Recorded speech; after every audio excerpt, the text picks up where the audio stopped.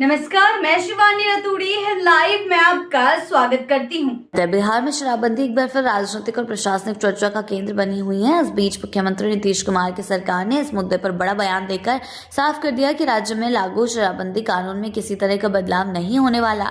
जानकारी के अनुसार बता दें कि राज्य सरकार ने दोहराया है कि यह नीति आगे भी पूरी सख्ती और मजबूती के साथ जारी रहेगी।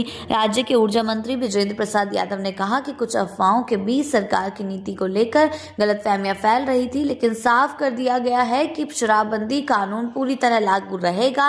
उन्होंने कहा है कि शराबबंदी सामाजिक सुधार का एक मजबूत कदम है और सरकार इसे वापस लेने या कमजोर करने के किसी भी विकल्प पर विचार नहीं कर रही। मंत्री ने यह भी स्वीकार किया कि कानून लागू करने में कुछ जगहों पर गड़बड़ी और कमियां देखने को मिली हैं, लेकिन राज्य में सरकार इन समस्याओं को ठीक करने के लिए लगातार प्रयासरत है। उनके अनुसार प्रशासनिक स्तर पर समीक्षा की जाएगी और जहां भी त्रुटियां हैं उन्हें सुधारा जाएगा। राज्य के ऊर्जा मंत्री विजेंद्र प्रसाद यादव ने कहा है कि बिहार में शराबबंदी को लागू हुए कई साल हो चुके हैं, लेकिन इसके बावजूद अवैध शराब के कारोबारी सक्रिय पाए जाते हैं। अक्सर विभिन्न जिलों में जहरीली शराब की घटनाएं सामने आती हैं, जिसे लेकर विपक्ष सरकार को घेरता रहा है।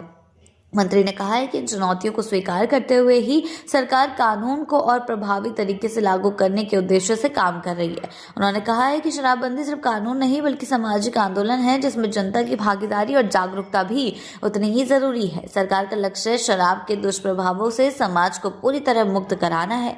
विजेंद्र प्रसाद यादव ने कहा कि नीतीश कुमार सरकार शुरू से ही शराबबंदी के अपने निर्णय पर दृढ़ रही है। इस नीति का आधार महिलाओं की सुरक्षा, परिवार की आर्थिक स्थिति और सामाजिक संतुलन को मजबूत करना है। उन्होंने दावा किया कि शराबबंदी से राज्य में घरेलू हिंसा के मामलों में कमी आई है और परिवार की आर्थिक बचत बढ़ी है।